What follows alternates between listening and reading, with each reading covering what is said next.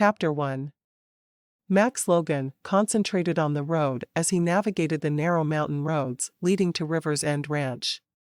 His boss, Adam McClain, had sent him off on a month of paid time off, so he was going to visit his foster brother, Kevin, in the frozen northland of Idaho. It was a far cry from Texas, for certain. As he drove the narrow roads, snow began again.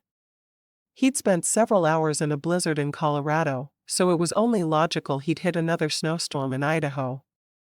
He'd planned to take 2 days for the drive up, but the 2 had turned into 4 because he had to keep pulling over.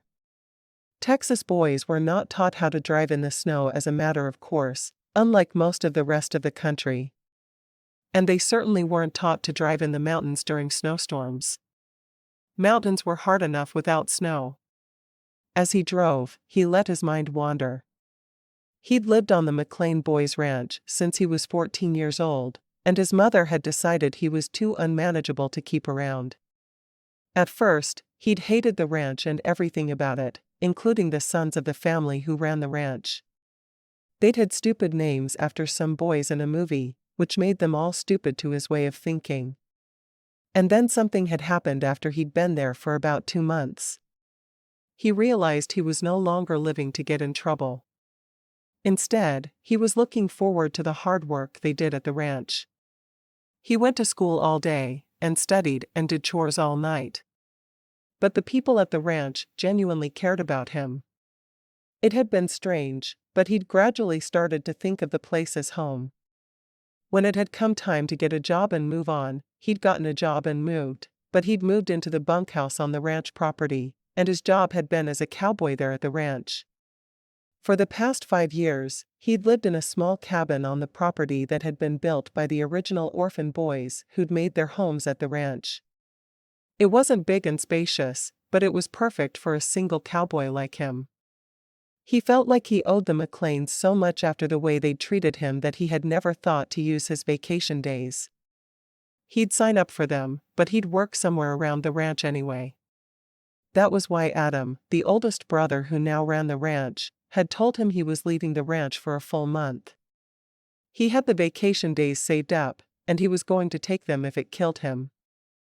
Thinking long and hard about where he wanted to go, he'd settled on a trip to Idaho to see Kevin, who had become a pastor.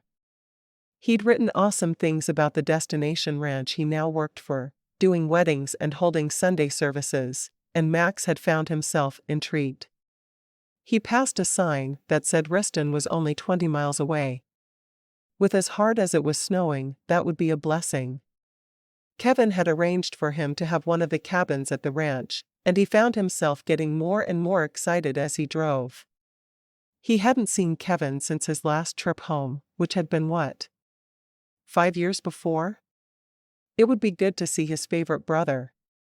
He followed the GPS until he reached a sign that said River's End Ranch, and he turned in the drive. The first building he saw was Kelsey's Cave, and he stopped in their parking lot. He needed a cup of hot coffee and some lunch. He'd call Kevin as soon as he ordered, because food was more imperative than seeing his brother, and then he'd figure out where to go next.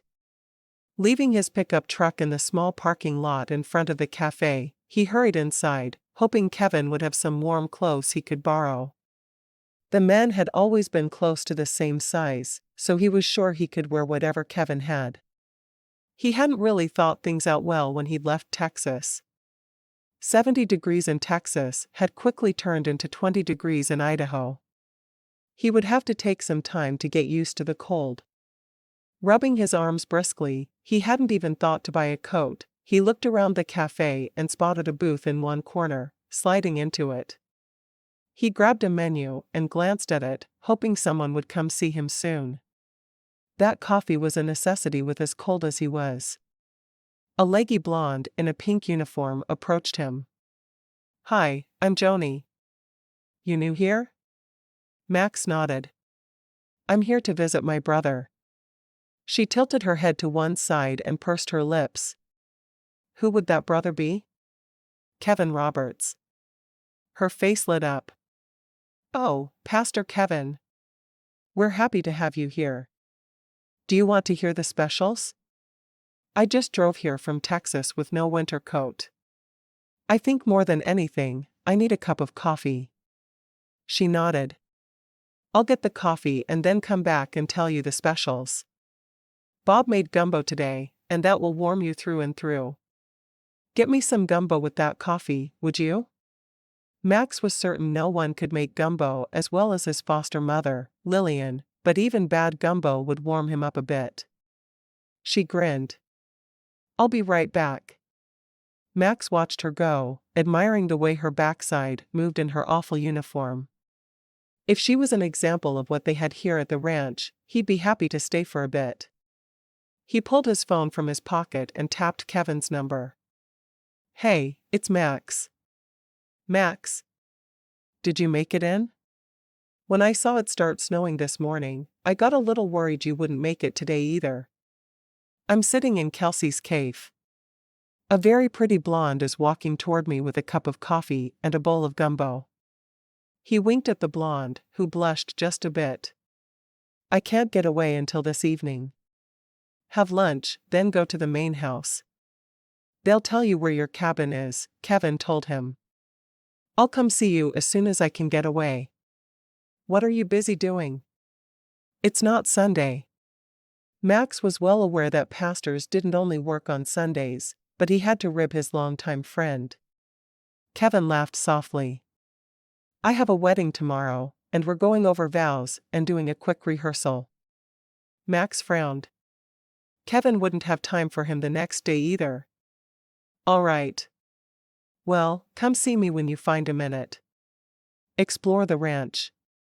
It's an amazing place. I might do that. Max pressed the end button on his phone, not wanting to disturb Kevin any longer. He wasn't sure why he had in his head that his brother would only work a few hours a week, but he was obviously wrong. He smiled at the waitress who was waiting for him to finish his call. What did you say your name was? Joni Kley. Okay, Joni, tell me the specials. Looks like I've got some time to kill. Kevin is doing a wedding tomorrow, and they're going over vows and stuff today. Joni slid into the booth across from him. I hope you don't mind. I've been pulling double duty this week. I'm assistant manager, and the manager's twins have been sick. How old are the twins? 9 months. They're girls and as adorable as can be. Joni grinned. If you're here for a little while, I'm sure you'll meet them. They're the grandbabies of the people who owned the ranch until just recently, when they deeded it to their 6 kids. Max smiled. Sounds like I need to meet them. Okay, sorry to ramble. Specials today are jambalaya and Bob's ribeye. Both are fabulous. Ribeye comes with baked potato and salad. Jambalaya comes with just salad. Can't go wrong whatever you choose. Bob is an amazing chef, but don't ever let him know I said that. A man with a chef's hat and an ornery look on his face stuck his head out of the kitchen. I heard that, and I'll never let you forget it. Joni made a face. He won't either. He's a pain in my behind, and if he wasn't such a great cook, I don't know how any of us would put up with him. Max laughed. That's Bob, I take it? Yeah. His wife runs the bakery in the old west town. Have you been there yet? Joni loved the historical section of the ranch. No, I got to the ranch and saw the café. The café meant the siren song of coffee was calling my name, so I came on in. Joni grinned. Do you want a few minutes to look over the menu? Or do you want one of the specials? I'll take the jambalaya and another bowl of gumbo. He pushed his coffee cup toward her. And more coffee. She slid out of the booth. Give me a minute, and I'll have it for you. How late is this place open? He asked. Joni glanced at her watch. Another 30 minutes. We close at 2. I better hurry then. She shook her head. Nah. I'm closing up today, so you just take your time. I'm out of school now, so there's nothing to rush home to. She had to figure out what she was going to do with her life, but for now, she was content to help Kelsey out. Soon. All right. He took out his phone and checked messages as she rushed away. He was the last customer in the place, and he felt guilty making her stay, but it would take him too long to check in and find where he was staying. His food would get cold if he got it to go. 5 minutes later, he had the jambalaya in front of him, along with gumbo and another cup of coffee. He was thrilled because he was hungry, and it was doing a lot to warm him up. He watched as Bob left the cafe, and then Joni came over and sat down in his booth again. She had a box with little packets of sugar, and she had all the little sugar containers from the tables. You mind a little company? He shook his head. A man would have to be stupid to turn you down. You mentioned school. What did you go to school for? He hadn't gone to college himself, because he went to work for the McClains right after school. He was happy, but he wondered how his life would be different. Social work. I graduated in May, but I'm still working here. I thought I'd give Kelsey time to get her feet under her with the new babies before I left, but she's pretty much done that. It's time for me to start job hunting. Social work? Are you tied to the area, or are you willing to move? Kevin and I were raised on a boys' ranch. Adam's always looking for good social workers. Adam? He's the oldest biological son of the couple who has run the ranch for years. Max sat back, running his fingers through his hair that had been mussed by his cowboy hat. He wasn't sure why he wore one away from the ranch, except that he felt naked without it. Well, kind of. The boys' ranch was run by the McClain family, and Adam is the oldest of the McClain boys. I was sent there because I was a bit more incorrigible than your average teenage felon. She laughed. Did you like it there? He nodded. It's an amazing place.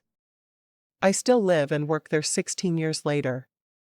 I have a little house on the ranch now, and I can't imagine living anywhere else. And this ranch is where? Joni had only ever lived in Idaho, but she was open to living elsewhere. Especially if they grew men like the one across from her. Texas Hill Country. Most beautiful stretch of land on God's green earth. More beautiful than River's End? I don't think that's possible. Joni would have to take him out on the ranch so he could see what a truly beautiful place he was visiting. The view from up in the mountains was absolutely breathtaking. He shrugged. Beautiful in a different way. I don't know if I could leave it now. The ranch is run by the 7 sons of the family. There always seem to be 7 sons who run it, and they're the sons of the youngest brother of the previous generation. It's a bit spooky, if you ask me. Max had never delved too deeply into the oddity of the family he worked for, because he was afraid he might really be creeped out by what he'd find. Do you ever see your parents? She asked. He shook his head. No, my mother didn't want to see me. I caused too many problems for her. He shrugged. Sometimes I wonder what it would be like to see her again, but then I remember that she washed her hands of me. He was glad he'd found a family who loved him so quickly after leaving home, but it still stung that his birth parents hadn't wanted him. Of course, he hadn't exactly been a model child.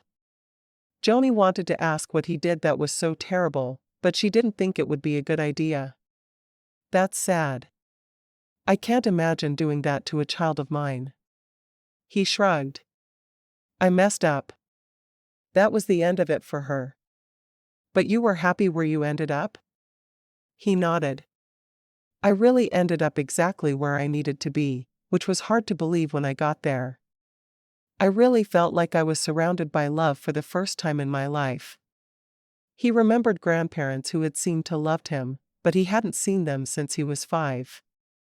If they'd really loved him, wouldn't they have made an effort? That's really cool. She smiled.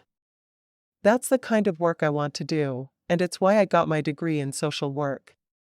Well, if you're willing to move to Texas, I'm sure I could arrange an interview with Adam. He found himself wishing she'd agree. There was something about her. He definitely wanted to get to know her better. She bit her lip, thinking about it.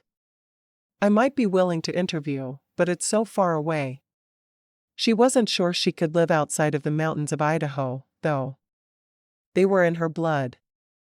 Her family had lived in Idaho for 3 generations. Adam only interviews in person, so you can't just do it over Skype. He says he can't get a read on people the same way if they're not in the same room with him, whatever that means. Again, he was afraid to ask. The McClains were just odd. I totally understand that. I get a better feel for people in person as well. I think that's pretty normal. I guess. He finished his jambalaya and pushed his plate away. Now I need to figure out where the main house is, whatever that means. He hoped she could at least draw him a map. Finding his way around the huge ranch might be confusing. Give me a minute to shove your dishes in the dishwasher and start it, and I'll ring you up and walk over to the main house with you. She jumped to her feet and grabbed his dishes, hurrying into the kitchen with them. When she came back, she rang him up, accepting his card. All right, let's walk over. You don't have to do that. I'm sure you've got lots of other things you'd rather be doing. He'd heard the service on the ranch was exceptional, but she was taking it a step further than he'd expected. She shrugged. I love showing people the ranch. Besides, I'm pretty much alone right now.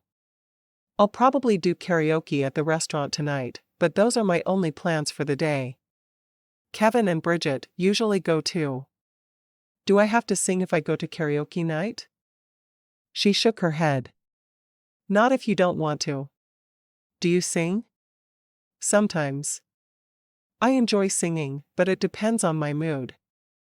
Well, I probably won't sing, but I sure will enjoy my time listening to others. Maybe we can get Kevin up there. Pastor Kevin sings? Really? Oh, there's a lot you don't know about him. We had barbecues every Friday night, and he would always sing.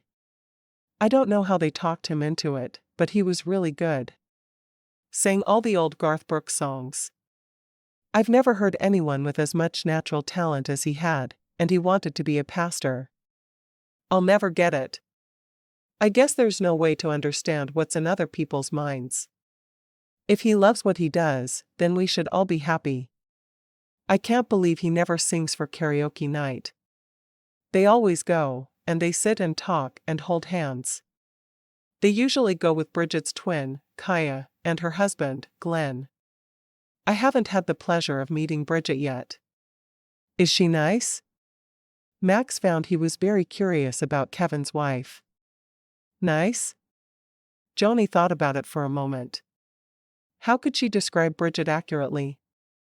Bridget is very nice, but she's different than anyone you've ever met. I think you'll like her. I'm sure if she loves Kevin and treats him right, I'll like her just fine. Does she work here at the ranch? He was surprised how little he knew about Kevin's wife. She runs the first aid station. She's a nurse. Joni had always liked Bridget, but she was very odd. No one loved arguing about Disney princesses half as much as Bridget did. Max visibly shivered, rubbing his arms. How far to the main house? We're almost there. Where's your coat? He shrugged. I don't even have a winter coat. I have a jacket I use in the winter, but it's soaked through. It was warmer without it. We don't really wear winter coats in Texas. If I need something heavier than a light jacket, I just wear a sweatshirt underneath and keep on going. Really? I can't imagine. Joni shook her head. I've always lived in Idaho, and it gets cold here in the winter. We'll have to take you to the general store later so you can get yourself a coat. General store? She nodded. We have an old west town here, and there's a general store. It's laid out like an old-fashioned general store, but you can get just about everything you need there. Oh, good. I thought I was going to have to steal some of Kevin's clothes. Joni grinned. He probably wouldn't mind. There are other options, though. Do you know where you're staying? One of the cabins, he said. I let Kevin choose the place for me. I trust him. He's a good man to trust. She put her hand on the door to go into the main house, but he opened it for her. She walked to the front desk and smiled. Hi, Natasha. This is Max. He's Pastor Kevin's brother, and he's going to stay in one of the cabins for a bit.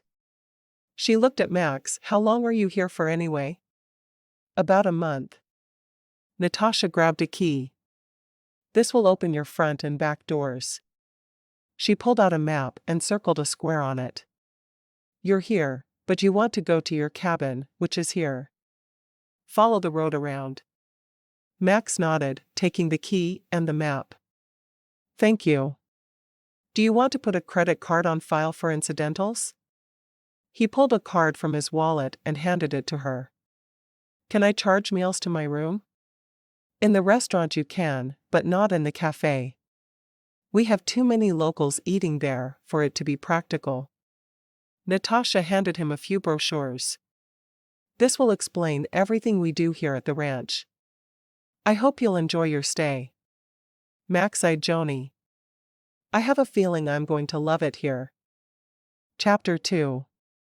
Joni rode with Max, directing him to the cabin. I really think you should stop off at the general store first. You're going to freeze to death otherwise. You need gloves, a coat, and a hat, minimum. He frowned at her. I have a hat. I mean a winter hat, not a cowboy hat. You look. She stopped there, realizing she'd been just about to tell him that he looked great in his cowboy hat. What was wrong with her? I think it would be prudent to get yourself something to keep you warm, not just to look good. You do know that cowboys wear their hats for a real purpose, right? It's not just to look good. Without my hat, my face and neck would burn from the hot Texas sun. I need this hat. Not in Idaho, you don't. I'm not sure if you realize that you left Texas days ago.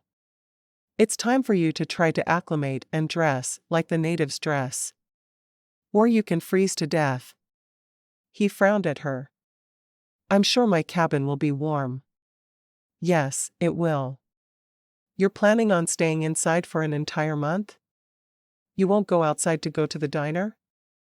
You won't go to karaoke tonight to urge Pastor Kevin to sing? You won't go snowmobiling or go on a sleigh ride? He sighed. I guess I need warm winter gear to do all that. Though, I think I could wait until tomorrow. If you don't go straight to the general store, you'll have to. They close at 4, and it's getting close to that now. She'd been with him for a couple of hours, which was surprising. Usually if she was around a man for more than 20 minutes, she was bored out of her mind. Fine. How do I get to this general store? She directed him to the store, where Heidi would sell him everything he needed for the winter. His cowboy boots wouldn't be a lot of protection against the cold. She made a note to start harassing him about those as soon as he'd picked out a coat.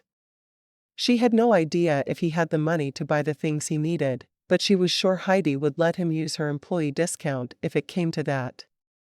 Once they were inside, she helped him pick out a thick, heavy coat that would actually keep him warm.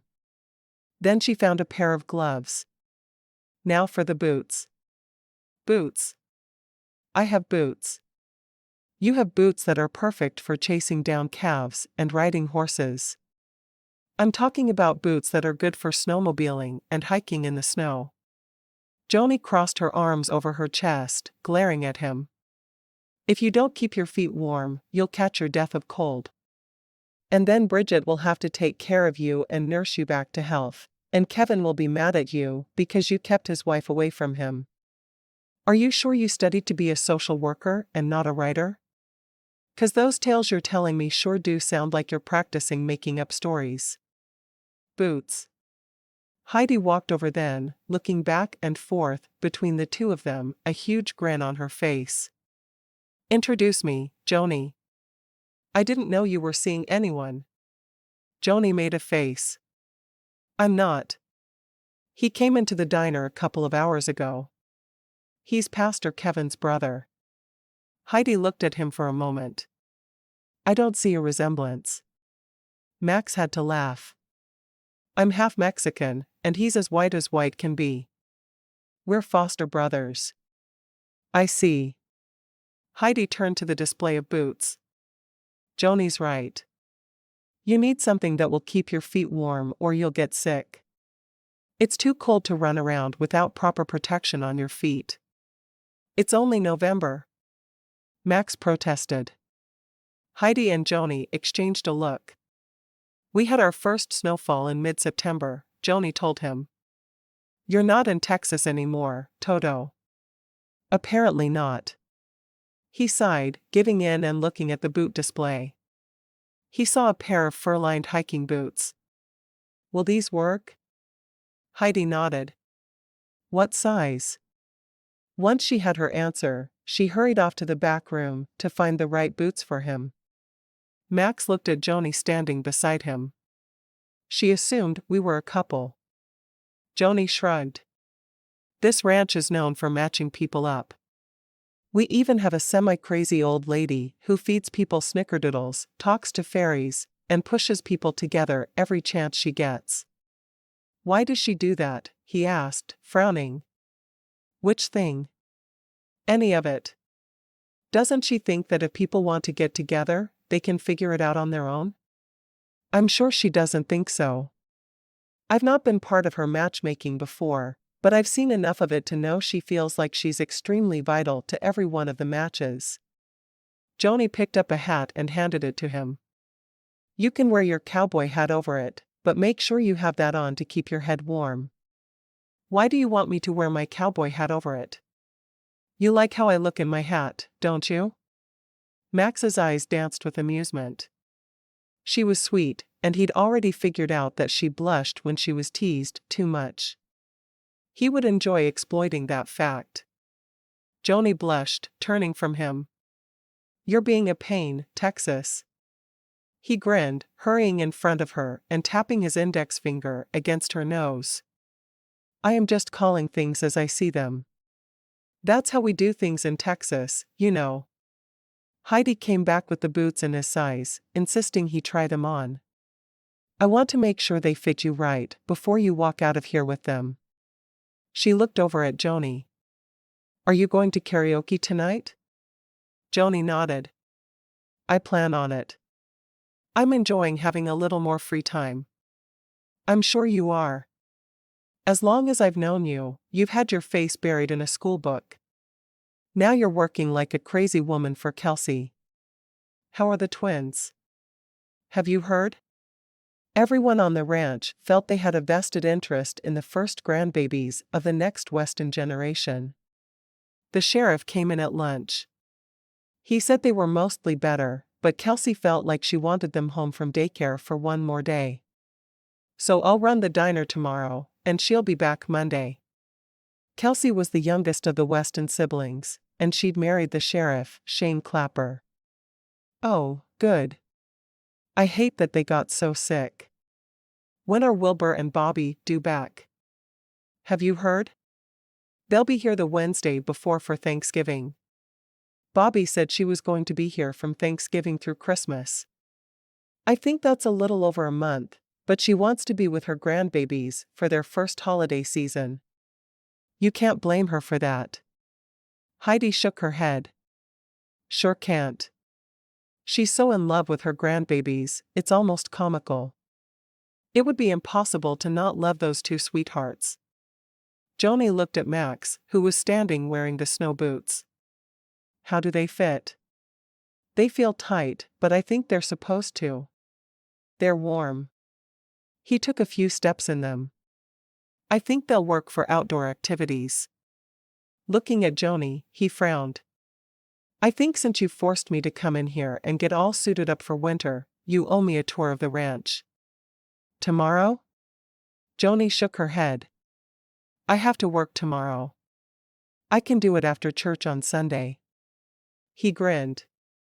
Sounds good to me. Have you ever ridden a snowmobile? Max shook his head. Anything like a four-wheeler?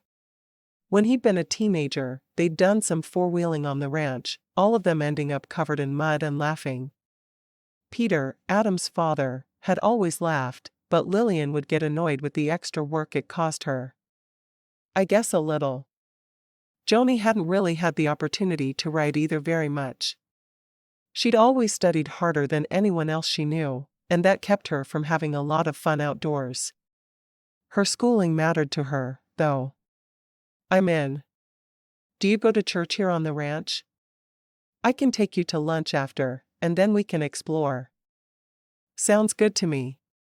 She felt her heart racing a little. Was he asking her out? Or were they just going as friends? Either way, she was determined to have fun. What time is karaoke tonight? He asked, gathering all of his purchases and carrying them to the counter where Heidi rang them up. He winced when Heidi gave him his total, but he paid with cash. 7. If we go to the restaurant at 6, we'll have good seats. I'll text Kevin and see if he and Bridget will join us. Joni realized they were talking as if it was a given that they'd go together, but she wanted to go with him, so she said nothing. It would have been nice if he'd asked, but men rarely did what she wanted them to do. Sounds good. She still wasn't sure what to make of Bridget, but she could spend the evening with her. With a wave to Heidi, she headed for his truck. Do you want me to meet you at the restaurant? He frowned. Why don't you come to my cabin, and we'll go over together? He wanted others to know she was with him. He wasn't sure why, because he'd never felt possessive of anyone before, but there was something special about her. Sounds good. I can be there about 5:45. Then we can walk over, or drive, if you can't handle the cold. Joni hid her grin. She didn't know why she was challenging him, but she sure did enjoy it. If you can handle it, I can handle it. He wanted to tell her that he'd love to see her in the heat of Texas and see how quickly she melted, but he was trying to be a gentleman. Lillian, his foster mother, had drilled it into him from an early age that you acted like a gentleman in the presence of a lady. Period. There were no exceptions to the rule. You're on. She climbed into the passenger seat of his truck and gave him directions to his cabin. There's a hot tub out back if you feel like soaking for a bit. Do people really get into hot tubs in the winter? She laughed. There's no other time to do it. He shook his head. You're going to make sure I experience Idaho, aren't you? He wasn't sure he was ready to pretend to be a polar bear. Did they have polar bears in Idaho? You're only here for a month. I think a crash course is going to be necessary. He sighed. I'm going to be the best displaced Texan in Idaho you've ever seen. I promise you that. Asterisk. After unpacking, Max called Kevin again, thankful to find him alone this time. Can we do karaoke at the restaurant tonight? Sure. Bridget and I love karaoke. So why is it no one around here talks about the fabulous crooning of Pastor Kevin? Max couldn't wait to hear Kevin's answer to that. Driving Kevin crazy had been one of his favorite pastimes for over a decade. Kevin sighed. Who have you been talking to? Joni. The girl who works at the cafe. What did you tell her? Just that you sound like Garth Brooks when you sing, and I was never sure why you'd chosen to be a pastor when you could be a singer. Max grinned, knowing he'd gotten Kevin's goat. It wasn't easy to do either. Fine. Don't tell anyone else, okay? Why not? You're hiding your light under a bushel. Aren't you supposed to use your talents for God? I'll see you there. What time? Kevin sounded exasperated, and Max pumped his fist in the air. 6. Does that work? Sure. 6 is good. If you get there before us, get a table for 4, would you? Yeah. Who's the 4th? Max pretended not to hear and ended the call. He'd almost forgotten just how much he enjoyed bothering the unflappable Kevin. He'd missed his friend. Asterisk. Joni went through her closet 4 times before she found just the right outfit to wear that night. Karaoke was always casual, but she couldn't be casual the first time she went out with Max. Whether he thought it was a date or not, she was going to look at it that way. She found just the right pair of jeans and a silk blouse. Spending more time than usual in front of a mirror, she actually put makeup on and styled her hair. She couldn't remember the last time she'd done that. When she felt like she was ready, she took one last look in the mirror before hurrying out to her car, not bothering to lock the door. The town was small enough that she knew everyone. She wasn't even a little bit worried about anyone breaking in. She drove the short distance to the ranch and straight to Max's rental cabin. When she got to the door, she knocked quickly, hoping he was ready. She wasn't sure if she would be too nervous to talk to him if she had to wait. Why he made her nervous, she didn't know. Oh, wait. Yes, she did. It was because he was unbelievably sexy. He opened the door, dressed for the night. He was wearing his cowboy hat instead of the knit cap she'd talked him into buying, but they wouldn't be outside for too long. Besides, she really did like how he looked in his cowboy hat. He was wearing jeans, his winter boots, and the heavy winter coat she'd helped him choose. You ready? He nodded, stepping outside. Yup. I'm ready. I've been singing all evening, getting my voice warmed up. She grinned. So you're going to sing, are you? He shrugged. I might be talked into it. He glanced down at her, smiling at the way she looked with her hands tucked deep into her pockets and her shoulders hunched against the cold. What about you? Are you singing? Maybe. She wouldn't though. She never had and she never would. She knew she sounded like a wounded bear when she sang, and no one would get her to sing in public. Are Pastor Kevin and Bridget meeting us there? Yeah, they'll be there at 6. I told Kevin if he got there first to go ahead and get a table for 4. Did you tell him you were bringing me? Joni wasn't sure how she would feel if they became a couple in people's eyes. She liked the idea of actually being half of a couple with him, but people assuming they were together when they weren't was something totally different. Rivers End Ranch was like a small town, and nothing happened without everyone else knowing about it. Nope. I like to keep Kevin guessing. He shook his head. I know it's silly, but he was always the perfect one growing up. If someone else made the honor roll, he made all A's. If I made the football team, he was the quarterback. Kevin has always been good at everything he did, and he made me feel lacking. Kevin's a good man. I don't know him super well, but I like what I know of him.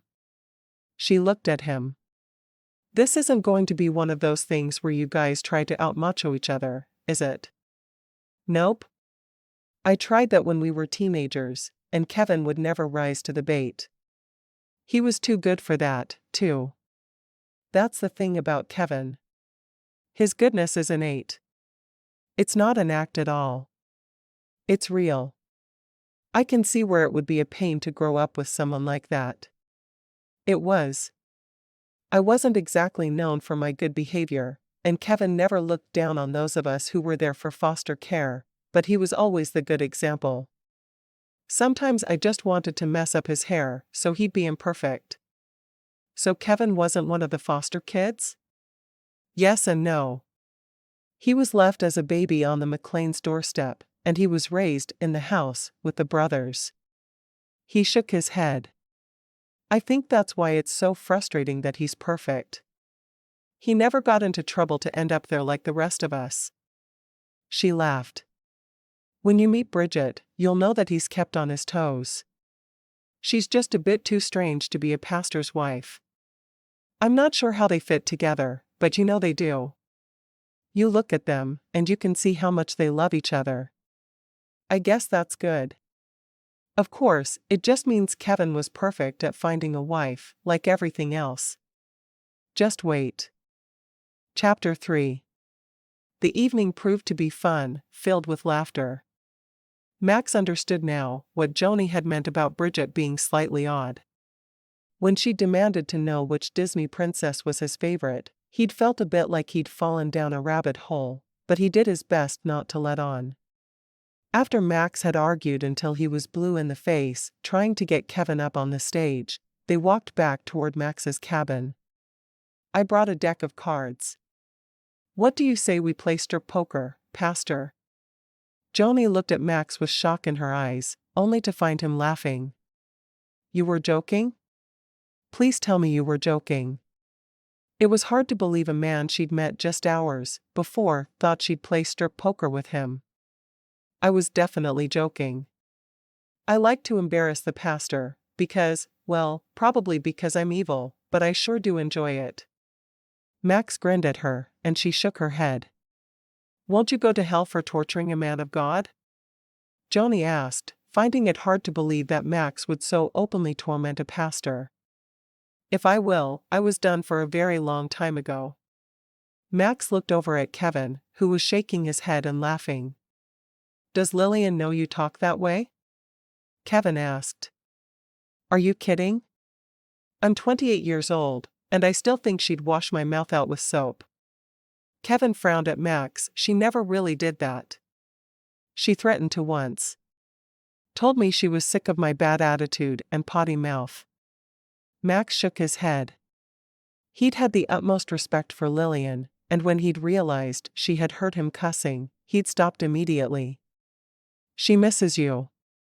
She told me to make sure you knew that you're welcome to come home anytime. And you're especially welcome to bring your wife, who she is dying to meet. Kevin smiled. I know I am. I don't remember a home before theirs, and it will always be home to me. Bridget glared. What am I? Chopped liver? The house we live in together isn't a home? Then what is it? A shack? A dugout?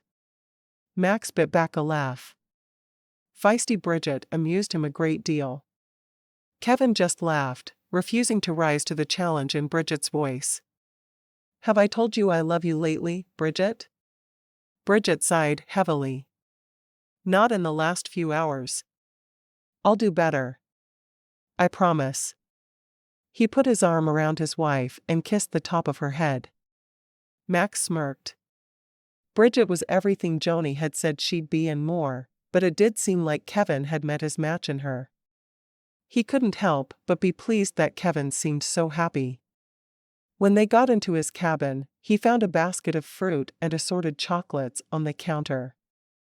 I have snacks, Max announced, pleased that the ranch had provided something, because he'd had no time to make a run to a grocery store, or any idea where there was one nearby.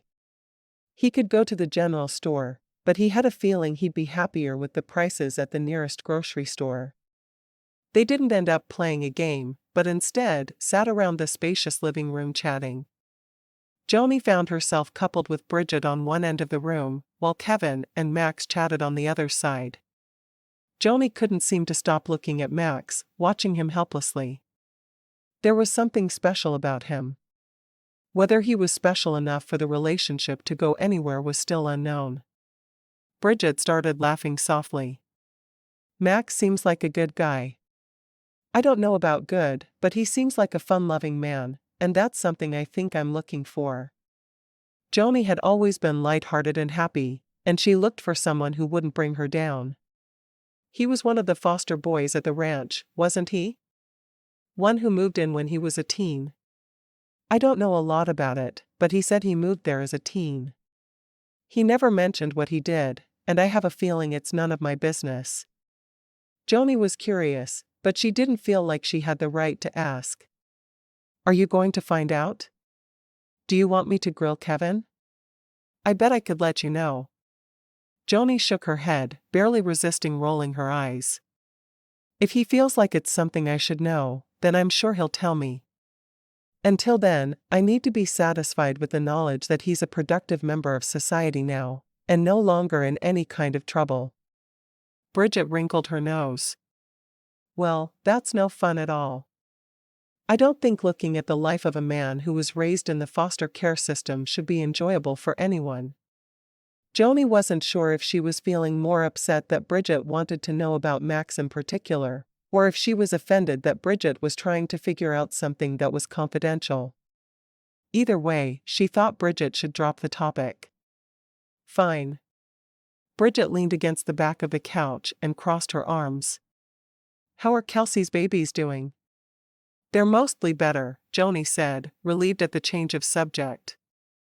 Kelsey thinks she'll be returning to work on Monday, and they'll be going back to the kids' choral. I'm sure Debbie is ready to get her hands on them again. Bridget nodded. I know when Kelsey brought them to me, they were really sick. I told her to take them to their pediatrician. I'm glad you did. They had a mild case of RSV, and I can't imagine how you could have helped them. Bridget was the resident nurse on the ranch, who ran the first aid station, which was hidden inside an apothecary shop in the Old West town. Joni had heard about her doing some good things for injuries on the ranch. I couldn't have. My setup is definitely for adults and the injuries they suffer. I can handle a cold in an adult with no problem, but babies are their own animal. Joni found herself watching Max again. She just couldn't stop looking at him. I'm glad one of Kevin's brothers came to visit him. Bridget grinned. Yeah, Kevin is really excited. He hasn't seen any of them for several years. The brothers he was actually raised with are busy running the ranch. The others are scattered far and wide, from what I can tell. He was disappointed that he had to do the wedding rehearsal the day Max arrived. Max will get over it. We actually went shopping for some winter gear for him while he had the time. He came up here with just a light jacket that was already soaked through. Joni shook her head. I guess Texan equates to confused about the weather. You know I'm a Texan, right? Joni nodded emphatically. And I remember you running around in shorts and a sweatshirt half the winter last year. You finally figured out how to dress for it. The employees of the ranch had enjoyed laughing at Bridget and the way she dressed. Did it ever occur to you that I was comfortable in my shorts and a sweatshirt? Bridget asked, leaning forward. No. Were you? Bridget sighed. Not really, but I had a bet going with Kaya. You and your sister are crazy together. You know that, right? Kaya was the resident romance writer. Her husband had been Wyatt's right-hand man until just recently, when he'd opened a therapy ranch for autistic children. I do. I'm happy about it, too. Bridget grinned. We're super close when we're not trying to kill each other. It's how all true sisters should be. I'm glad you think so. Joni shrugged. My sisters and I actually get along pretty well. I didn't even know you had sisters. Joni grinned. They're in the southern part of the state near Pocatello. I usually take a few days off around Thanksgiving and drive down to see them. We do family stuff, and then I come back ready to face another winter on the ranch. What kind of family stuff? We do Thanksgiving dinner, and I usually go Black Friday shopping with my sisters. We love to bargain hunt, and we're in line at 4 in the morning. It's fun. I think my sister Kaya could do that, because she's still up at 4, but I don't think any real person actually gets up that early. It's almost sick. Joni laughed. I'm up that early. Diner opens at 6, and I like to run before it opens in the mornings. It makes me feel powerful. She'd always been a morning person, getting up before the sun. Powerful? Running? Bridget shook her head. Running just makes me feel broken. I don't know why anyone would do it for fun. It's a form of craziness, don't you think? No, I really don't, but thanks for asking. Pastor Kevin got to his feet. Come on, Bridget. I have to be up early tomorrow. Bridget hid a yawn behind her hand. Me too. I hate mornings. Joni got to her feet, not sure how anyone would feel about her being there alone with Max. I should go, too. 4 comes awfully early. She hid her grin from Bridget, knowing the other woman would think she was nuts. She was sure she heard Bridget mumble, sick under her breath on the way out. Joni grinned at Max. Bridget hates mornings. Max looked at the door. She seems to be rather opinionated about most things, doesn't she? I sure don't see her as a pastor's wife. Oh, I don't think she could be under normal circumstances. Can you see Bridget baking cookies and taking them to someone? Or counseling anyone? I think the sky would crash down if she even tried. Joni shook her head. It only works because we don't have a regular church or congregation here. Probably, Max said, shaking his head. She's something else, that's for sure. I warned you. You did. Love really must be blind, because when he writes home about her, we only hear about how beautiful, special, and incredible she is. He never once mentioned her obsession with Disney princesses. Bridget has to be experienced to be believed. Joni shrugged. Thanks for a nice evening. I had fun, though I'm still not sure I believe that Pastor Kevin can sing. Max raised one eyebrow. I'll get him to sing before I go, and you'll see. Okay. I'm not going to just take your word for it. She pulled her coat on and tugged her gloves over her hands. I'll see you on Sunday. Oh, you'll see me tomorrow. I'm going to come and see what Bob's special is. I know he annoys you, but he's a really good cook. And he wanted to see her again. She wasn't even gone yet, and he was looking forward to the next day when he'd see her in her ugly uniform, running around like a crazy woman taking orders. What was wrong with him?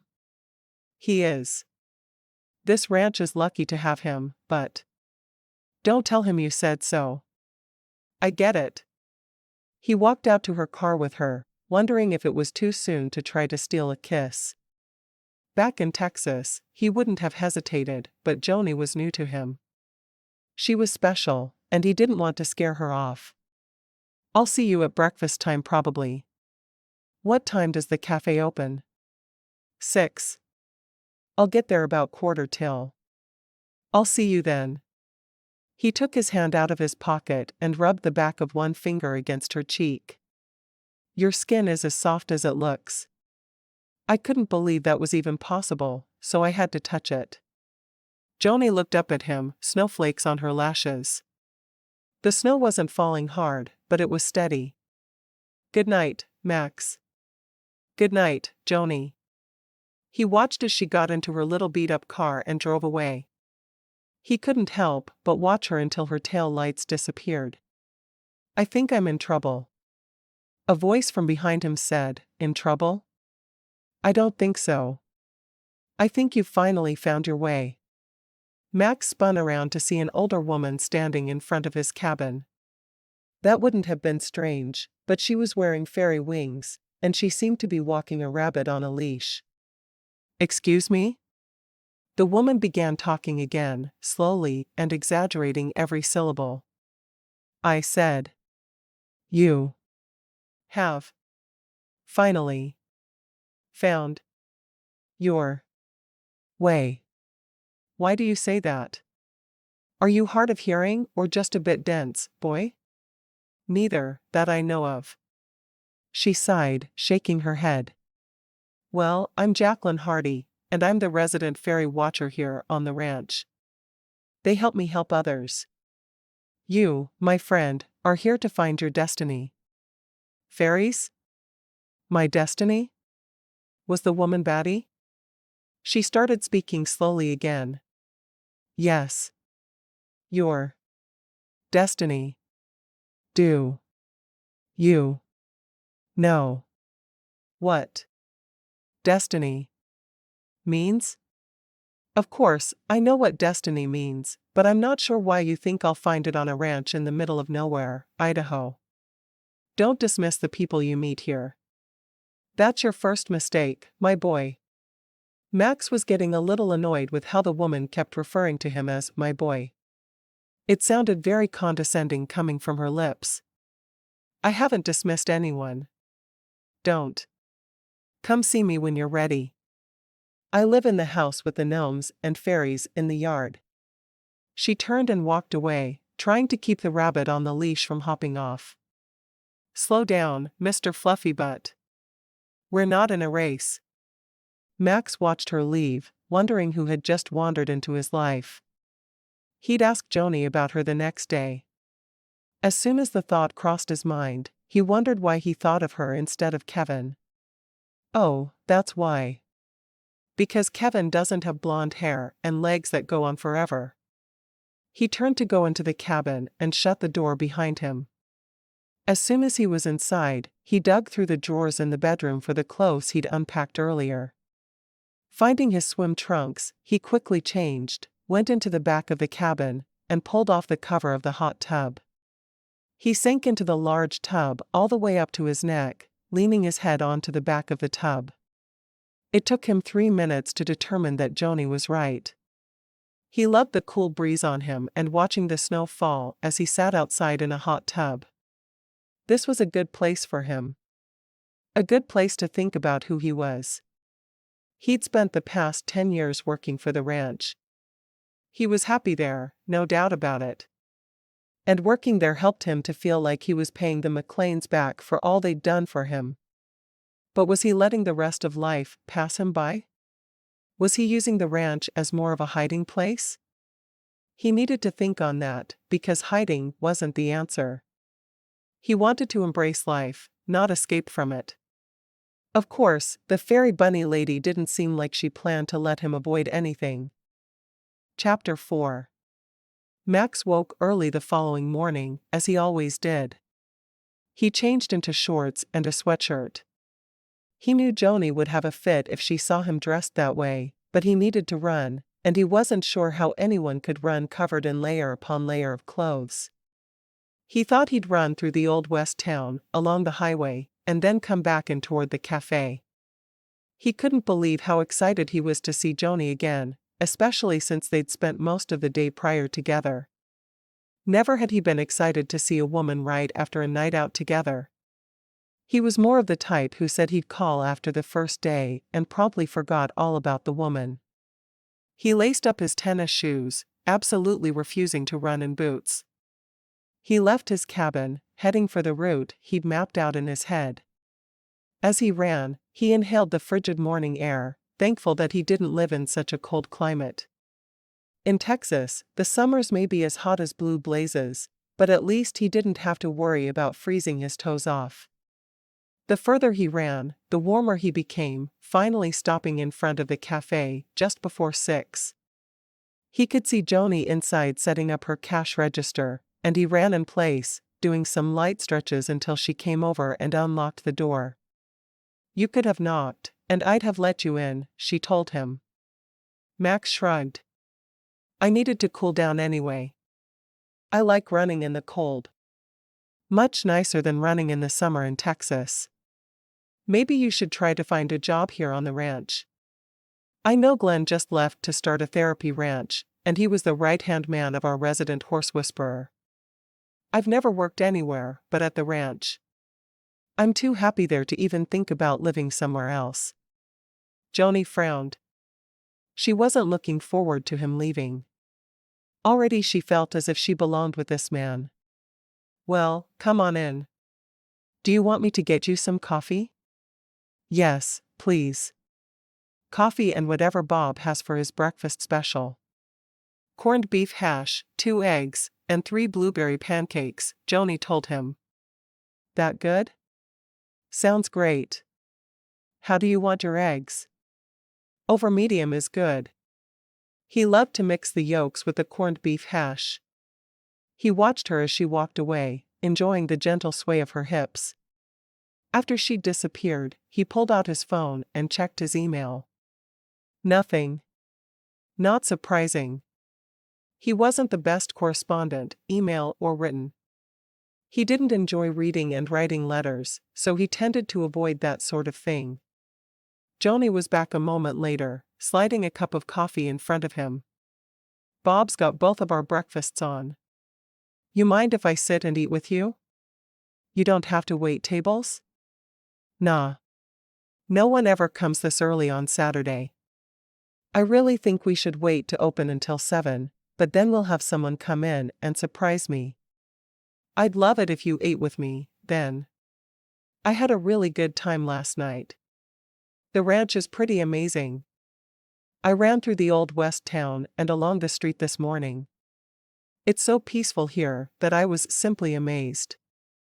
Joni grinned. I love the ranch. It's the most perfect place in the whole world. You should see my ranch in Texas. I love April with the bluebonnets all in bloom. I think it's my favorite time of year. But you can't pick huckleberries in Texas. They only grow at high altitudes. He frowned. I don't think I've ever even eaten a huckleberry. Are they that good?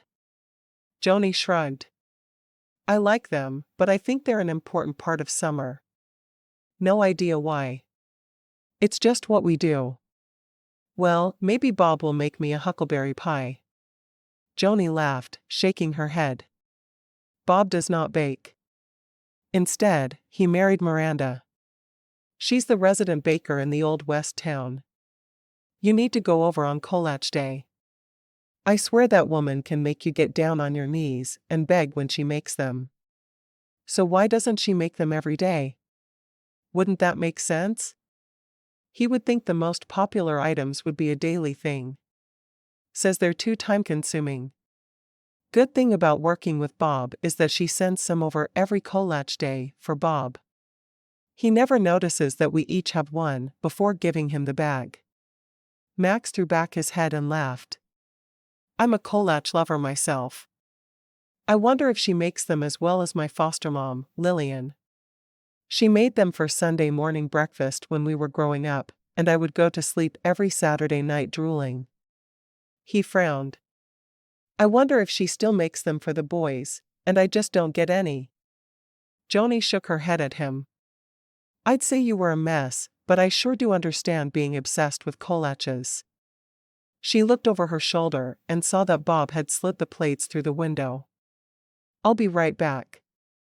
She rushed away, grabbing the 2 plates and the pot of coffee to refill his cup. She slid his plate in front of him and set hers on the table before refilling his cup. Sitting down across from him, she suddenly felt an overwhelming sense of shyness, which was odd for her. She wasn't used to not feeling confident in every situation. Did you sleep all right? He shrugged. I never sleep well my first night in a new place. The beds just don't seem to work for me. I'm the same way. She took a bit of her eggs. So what time does your day start in Texas? She found she wanted to know every single thing about him, and that scared her a little. He smiled. I'm always up around 4 to go for a run before work. It's silly, but I've gotten into that habit over the years. When I first went to the ranch as a teenager, I had way too much energy. Peter, my foster father, made me run in the mornings. It really helped me stay focused in school. I never broke the habit, even though I get more than enough exercise through my work to stay in shape. It just makes it so I can eat 2 desserts for dinner every night. She laughed. I'm a runner, too. I get up at 4 and run before coming into work, which I love. Doesn't running make you feel powerful? He nodded, grinning at her. Exactly. I feel like I can do anything when I'm running. Me too. What time do you start work? I usually have breakfast after my run, and then I start working around 6. I could start as late as 8, but I don't want to work as much in the heat. As is, I'm done by about 2, and I have the rest of the day in front of me. Max shrugged. I found it works better for me than any other schedule, so it's what I do. When I was going to school, I had to run early in the morning if I wanted to fit it in. After work was for studying. Now that I'm done, I'm just keeping the schedule. Joni toyed with her fork for a moment. I'm seriously thinking about applying at your boys' ranch in Texas. I think it would be a good fit for me. That wasn't the whole reason, but she couldn't tell him that she wanted time to get to know him better.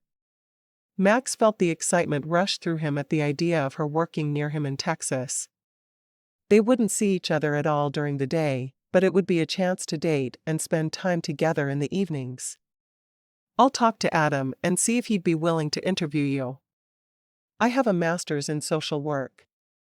I'd have to get licensed in Texas, but it looks like that would just mean studying Texas laws and taking a test.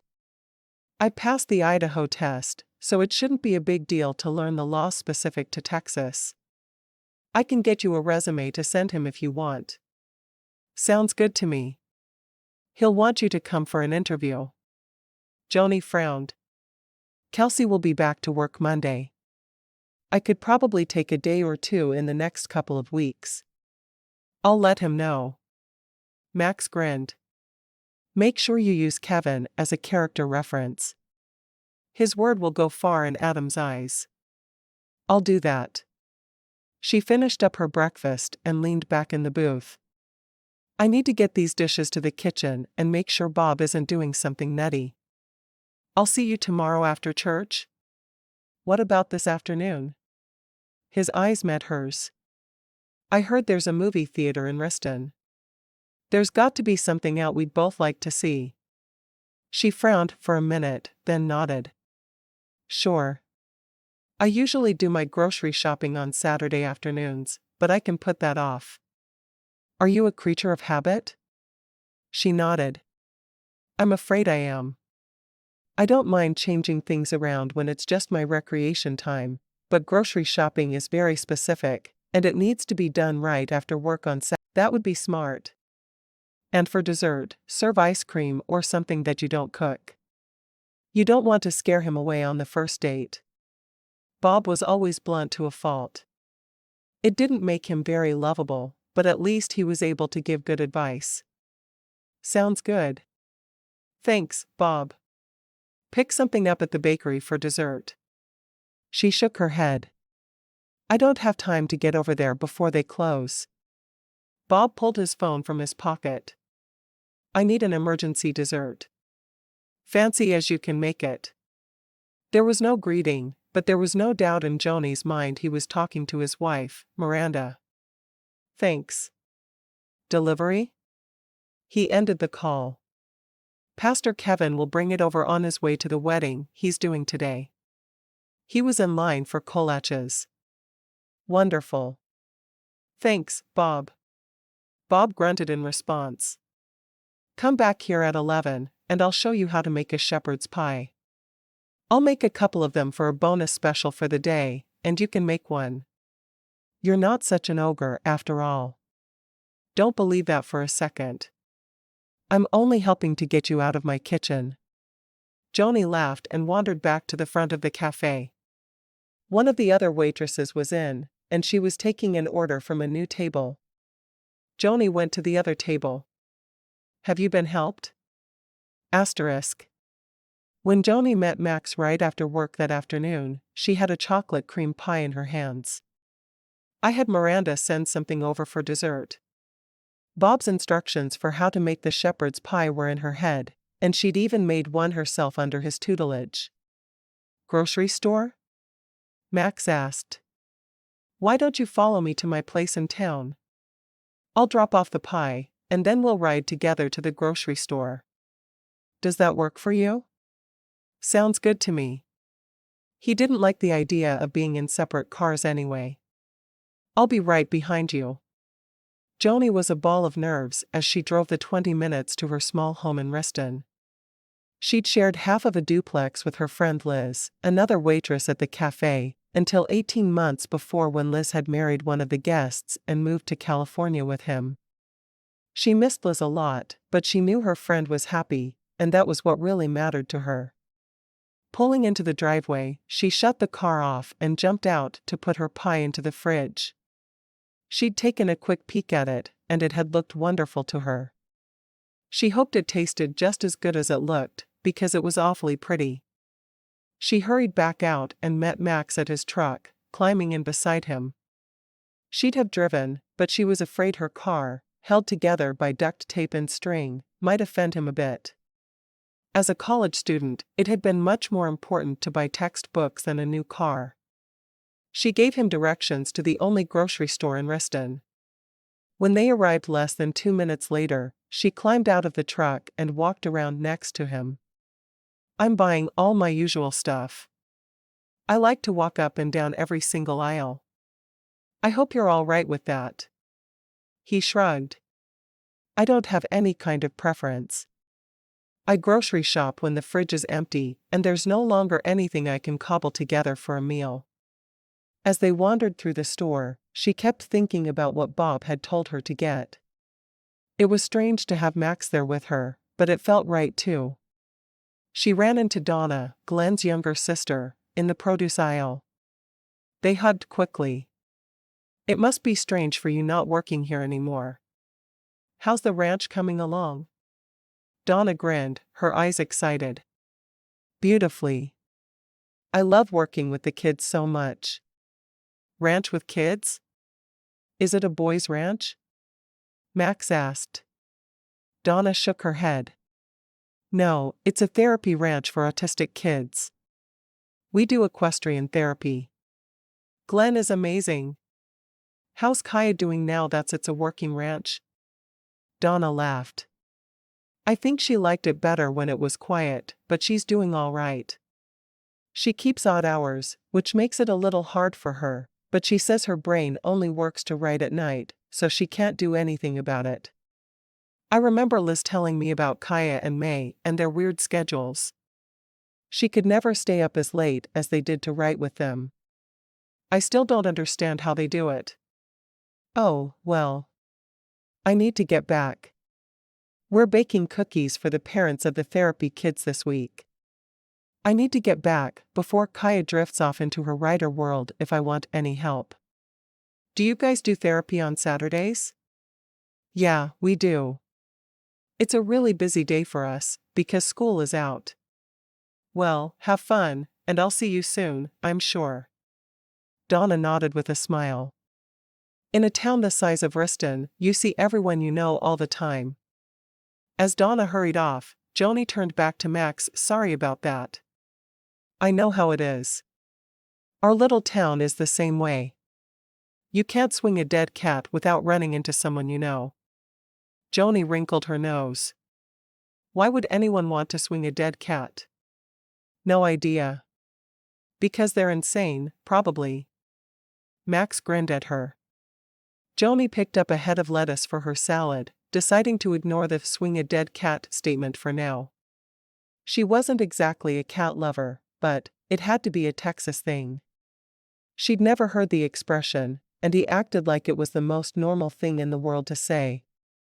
There were lots of cultural differences, even though they'd grown up in the same country. Chapter 5. Joni and Max got back to her house early enough to start supper. She carefully followed Bob's recipe for the shepherd's pie, adding exactly the spices he'd shown her. Despite what Bob thought, she wasn't a complete imbecile in the kitchen, though she was quite inexperienced. She worked at a cafe and often took dinner home with her rather than messing with cooking. Why would she? She was stressed out knowing Max was sitting on a stool, watching her cook. Looking up at him, Joni asked, "Do you cook?" He shook his head emphatically. "I can warm up a pot pie, and my nuking skills are legendary. Actual cooking is completely beyond me." Immediately she felt better. Maybe she was making dozens of amateur mistakes as she cooked, but he would never know, because he made it sound like he was much worse than she was. He watched as she cooked, admiring her efficient way in the kitchen. He loved being able to watch her openly. Her long blonde hair was pulled into a ponytail, like she'd worn it for work. He preferred it when she wore it down the night before, but he couldn't complain too much. After she'd mashed the potatoes and put them over the meat mixture, she slid the dish into the oven, then started on the salad. Hayrace where she finally felt comfortable. She efficiently tore the lettuce and added tomatoes, cheese, boiled eggs, and little bits of ham. She loved a salad with everything but the kitchen sink. Before she was done, the salad looked like a work of art. Max smiled when she added half a box of croutons to the concoction. You don't make your own croutons? I'm shocked. She stuck her tongue out at him as she grated carrots to add to the top. There. She took out 2 bowls and put one in front of him. Salad. She set an array of salad dressings on the counter in front of him. He stared down at the thing. You really go all out on your salads, don't you? If there was a way to win the Salad Olympics, I would hold several gold medals. Joni stuck her fork into her salad and took a big bite. No point in doing anything if you're not going to do it right. He took a bite of the salad and grinned. I can barely tell there's lettuce in there. Is that important to you? To know there's lettuce? He shrugged. Not particularly. Just making a comment. He took another big bite. Tell me about you. I know you finished school a few months ago, but that's about all I know. How long have you worked at the ranch? I started going to Rivers End Ranch when I was a girl. My family still comes up every summer. It was our vacation spot. 2 weeks every summer, we'd show up with high expectations. When I started my freshman year of college, I did the whole living on campus thing. It took me precisely 1 week to realize I was not meant for the typical college experience. I didn't want to pledge a sorority. I didn't want to live with strangers and take turns in the shower. I didn't even want to have to share a room. She took a sip of the water in front of her.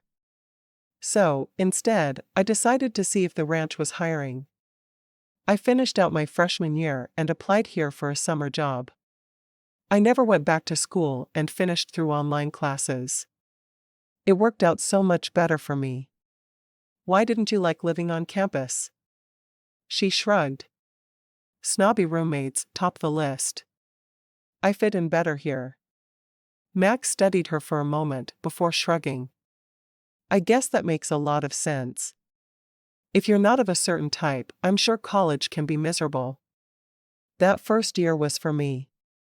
After that, I just did my own thing.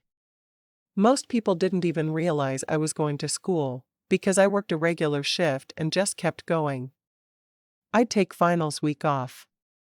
My school made us be there for finals, but I get 2 weeks off per year anyway. I used them for finals. That's not a week off. She shrugged. It was good enough for me. When was the last time you took a week off? You make a good point. I can't remember my last week off. The oven buzzer sounded and she went to get the food from the oven. She set it on the stove, eyeing it critically. It wasn't as pretty as Bob's, but it smelled good. She hoped it tasted just as good. I hope you're hungry. I was until I had that salad. She frowned at him, putting her hands on her hips. Surely you have room for some shepherd's pie. I do. He watched as she served 2 big portions and brought him one. That really does smell good. I hope you like it. She sat beside him and crossed her fingers under the counter as he ate his first bite. This is really good. Joni smiled and took a bite of it herself. It was good. Not quite as good as Bob's, but she would tell the cook it was better, because that's what she did. Thanks. I made it myself. I watched you, and I have to say I'm impressed. You're better at making this than I am at making microwave burritos, and that's saying something. What movie did you pick out for us to watch? She would be happy with anything if it meant sitting on her couch with him and watching it, but she couldn't tell him that. It might go to his head, and then he'd be like Bob. No one wanted that. Have you seen Wonder Woman yet? No, and I've been wanting to. Great. What about the new live-action Beauty and the Beast? She shook her head. I wanted to, but that was right before finals, and there was no way. I brought both. You're my hero. She was surprised that she was so excited to see both movies. He'd picked well. He chuckled, running his hand over the back of his neck. I try hard. He was surprised at how embarrassed he was at her words. He wasn't usually shy around women, but there was something about Joni that was changing him. She slid off the stool next to the counter and took both of their plates. I'll shove these in the dishwasher while you get it set up. He walked to her living room, which was only a few steps from her dining area. The house really was small, and he wasn't sure how she could have lived there with a roommate. You always seem to be serving me and picking up my dishes after I finish eating. It's the sad life of a waitress, she called over the water she had running in the sink. When she finished, she joined him on the couch. What did you do today other than choose movies? He shrugged. I put on all that cold weather gear you made me wear and walked down to the stables. Did you know they do sleigh rides? She laughed, nodding. Of course.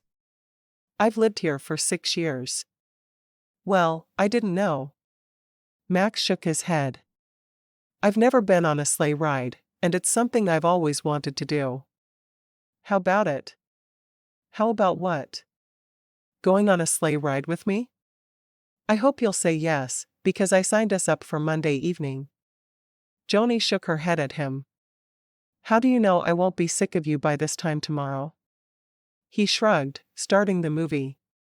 If you are, I'll find some other pretty blonde with legs a mile long to go with me. Legs a mile long? That does not sound even a little bit attractive. Maybe not to you, but to me, it sounds pretty darn wonderful. She shook her head. You worry me, Max. Why? Because I'm Pastor Kevin's rotten brother? Or because I make you nervous? Can he tell he makes me nervous? Because you assume I'm going to spend every spare minute with you. What if I'm on a flight to Texas to interview for a job? I thought I might fly down with you. I have nothing better to do for the next few days. He wasn't sure how she'd react, but he loved the idea of showing her around his home. Are you sure that's okay? Oh, yeah. I'll arrange for you to stay a night in the main ranch house, so you don't have to pay for a hotel. It'll be fun. Maybe he won't want to interview me anyway. Max shook his head. I have influence. I'll get you an interview. It'll be your job to knock it out of the park. Joni smiled. That I think I can do. She settled onto the couch with one knee pulled under her and a small lap quilt covering her. The quilt had been a gift from Miranda and her mother when she'd graduated. She wasn't sitting super close to him, but she still felt a smidgen of awareness. Her heart fluttered. Max was the most handsome man she'd ever been around. There was something about him that made her feel like she was 12 with her first crush all over again. He used the remote to start the first movie. He'd thought Wonder Woman would be a good warm-up movie, and hopefully by the time they got to Beauty and the Beast, she'd be feeling all sentimental and maybe she'd relax against him. Here goes. Joni didn't watch a lot of action movies because they made her tense, but she had always been a Wonder Woman fan. Her mom had every one of the VCR tapes from the television series, so she'd grown up watching it. She laughed and cried as she watched, her heart sinking in her chest when she realized who the real villain was. Max watched her instead of the movie. He found that a great deal more interesting. He'd already seen it anyway. When it was all over, she slumped in her seat. I loved it. I feel like they were true to Wonder Woman's story while still telling extra things no one had seen before. It was wonderful. He smiled, getting up to take out the first DVD and put in the second. He'd badly wanted to at least hold her hand during the movie, but she'd been sitting so far away. He sat down and rubbed his hands with his arms. I'm chilly. Joni didn't hesitate. She moved closer to him and pushed part of her blanket onto his lap. I can share. Thank you. I like this quilt. Did you make it? She shook her head. No, Bob's wife and her mother made it for me as a graduation gift. It's their thing to make these blankets for everyone. Do you know her mother?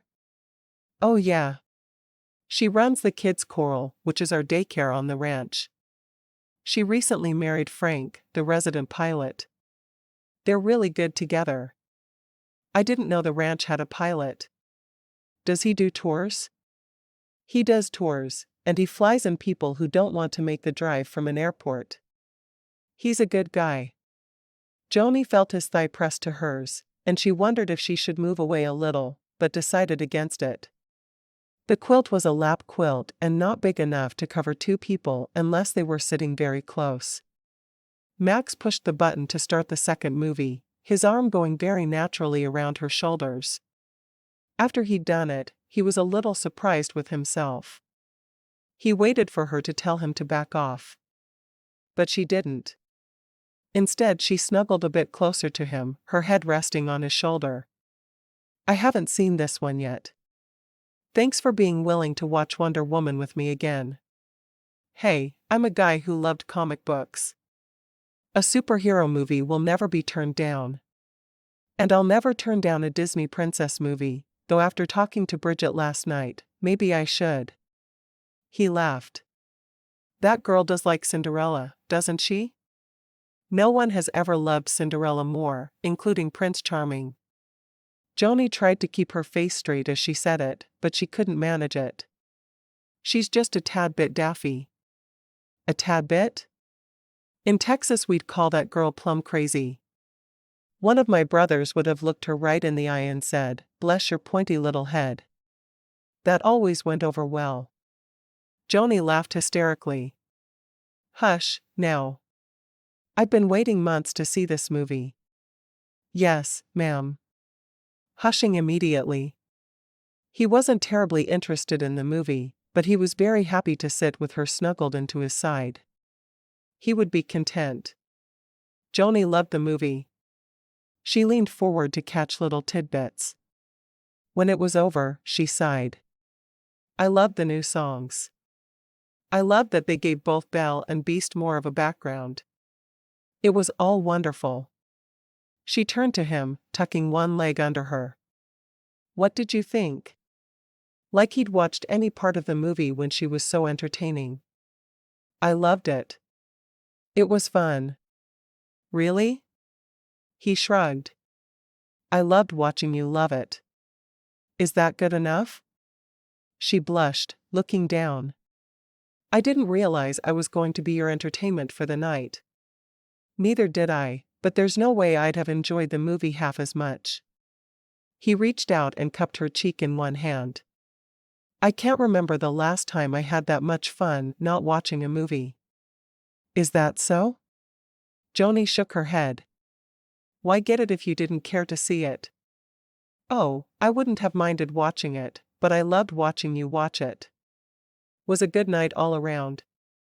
Are we still meeting after church tomorrow so I can show you around the ranch? She had to change the subject before her face burned right off. If you're still free. He felt a bit guilty that he'd spent so little time with Kevin, but he knew Kevin would understand. He'd always been the most understanding of guys. Of course, that's how perfect men were. I'm still free. Do you want to go out for lunch first? She nodded. That would be fun. I could also pack a picnic, but I think lunch out would be nice too. Let me buy you lunch, and then we'll see about the exploration. He ran the pad of his thumb over her lips. Am I allowed to kiss you goodnight? She looked up into his eyes, brown as could be. They made her stomach do flips under her shirt. What would you do if I said no? I'd respect your wishes, but my lips would go home sad and lonely. She giggled softly. Well, we can't let your lips be sad and lonely, now can we? He leaned down and gently brushed his lips against hers. He wanted to stay forever, but he sensed she wouldn't like that answer. Good night, Joni. Good night, Max. She followed him toward the door, waiting as he put on his heavy winter coat. You probably should have warmed up your truck. It's going to be cold. He shrugged. I'm a Texas boy. I can handle a little cold. He leaned down and kissed her once more. That'll keep me warm through and through. He hurried out into the cold and waved as he hopped up into his truck. As he drove back to the ranch, his mind was on Joni. He liked her in a way he'd never really cared for a girl. Sure, he'd had a girlfriend in high school that he'd been sure he'd spend the rest of his life with, but what he felt for her paled in comparison. What was it about Joni that drew him? He wasn't sure. He parked in front of the cabin and jumped down, sticking his hands in his pockets as he hurried to the door. He stopped when he saw the same strange woman, still wearing fairy wings, but the rabbit she was walking this time was gray, and the last one had been black. Hi. Hi. How was your date? He frowned. How did you know I had a date? Were you following me? Jacqueline shook her head. Of course not. I'm not a stalker. The fairies told me you and Joni were going to see each other tonight, and you'd be confused when you got home. Do you want to talk about it? Max blinked at her a few times. He was confused, but it had nothing to do with her. Why would she care? I'm not sure why you're asking me this. Jacqueline sighed dramatically. Haven't you been told that I'm the person you go to for matters of the heart on the ranch? The fairies tell me what to tell people, and I tell them.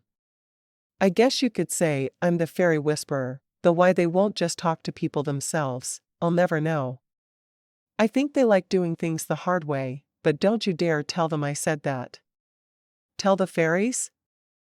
I swear you must be hard of hearing or daft, boy.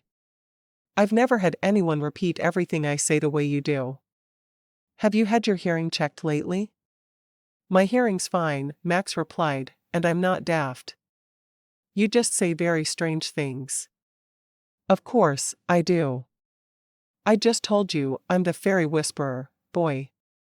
If you can hear, then maybe it's time for you to start listening. Max frowned at her. I've just never heard of a fairy whisperer. A horse whisperer, sure. A dog whisperer, all the time. Even a baby whisperer. But a fairy whisperer? Maybe you should go talk to Bridget. She believes in Cinderella and fairy godmothers. Jacqueline laughed. You wait. You'll come crawling to me on your knees, begging me to talk to the fairies about you. Good night, Max. I hope your dreams are pleasant. With that she turned and walked away, the bunny hopping along beside her.